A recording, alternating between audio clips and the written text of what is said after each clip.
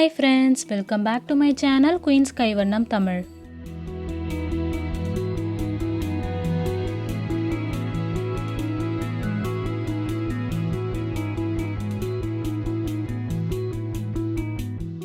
நம்ம இன்னைக்கு என்ன ரெசிபி பண்ண போறோம்னு பாத்தீங்கன்னா அவரக்காய் பொரியல் தான் பண்ண போறோம். அவரக்காய் பொரியல் வந்து நிறைய பேர் வீட்ல பெரியவங்கள்ல இருந்து குட்டீஸ் வரைக்கும் நிறைய பேருக்கு இந்த அவரக்காய் பொரியல் பிடிக்காது. இத இப்ப நான் செய்யற மாதிரி செஞ்சோம் அப்படின்னா குட்டீஸ்க்கு கூட ரொம்ப பிடிக்கும் இந்த அவரக்காய் பொரியல். எங்க வீட்டு குட்டீஸே நல்லா விரும்பி சாப்பிடுவாங்க.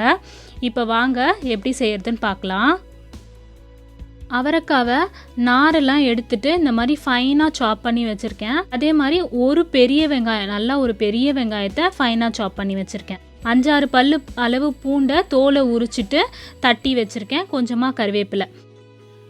ஒரு கடாய் வச்சுட்டு ஒரு 5 டீஸ்பூன் அளவு எண்ணெய் ஊற்றிக்கலாம். எண்ணெய் நல்லா சூடாகட்டும். ஆன உடனே 1/2 டீஸ்பூன் அளவு கடுகு உளுத்தம்பருப்பு சேர்த்துக்கலாம்.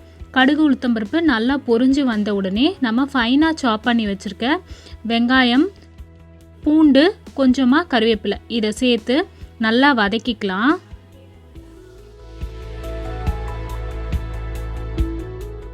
இந்த வெங்காயம் வதங்கும் போதே இந்த பொரியலுக்கு தேவையான அளவு உப்பு சேர்த்து நல்லா வதக்கிக்கலாம்.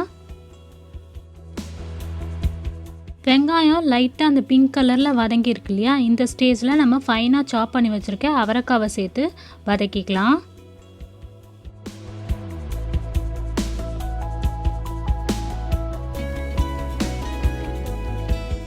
இப்போ இதில் இந்த பொரியலுக்கு தேவையான மசாலாலாம் சேர்த்துக்கலாம். 1/4 டீஸ்பூன் மஞ்சத்தூள், 1/2 டீஸ்பூன் மிளகாய்த்தூள், 1/2 டீஸ்பூன் தனியாத்தூள். இந்த மசாலாலாம் பச்சை வாசனை போகிற அளவுக்கு நல்லா வதக்கிட்டு இதில் ஒரு 1/2 டம்ளர் அளவு தண்ணி ஊற்றி மூடி வச்சிடலாம். இந்த அவரைக்காவும் வேகணும், அந்த மசாலாவோட பச்சை வாசனையும் போகணும். நல்லா கேஸை லோ ஃப்ளேமில் வச்சுட்டு ஒரு 5 நிமிஷம் மூடி வச்சிடலாம்.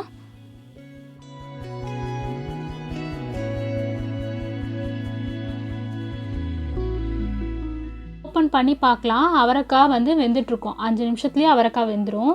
இப்போ பார்த்தீங்கன்னா அவரைக்காய் நல்லா வெந்துருச்சு. இப்போ வந்து அந்த அவரைக்காய் பொரியல் வந்து எண்ணெய் பிரிஞ்சு வரணும்.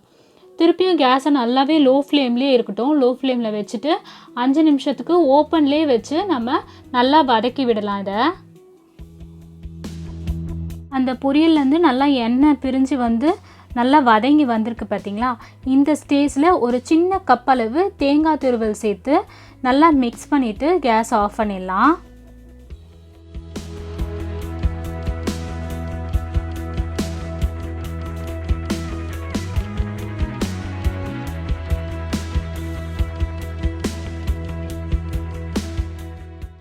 இப்போ பார்த்தீங்கன்னா அவரைக்காய் பொரியல் வந்து ரெடி பண்ணிட்டோம்.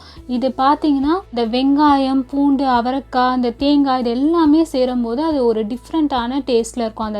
அந்த அவரைக்காய் பொரியல் வந்து நல்லா ஒரு டேஸ்டியாக இருக்கும்.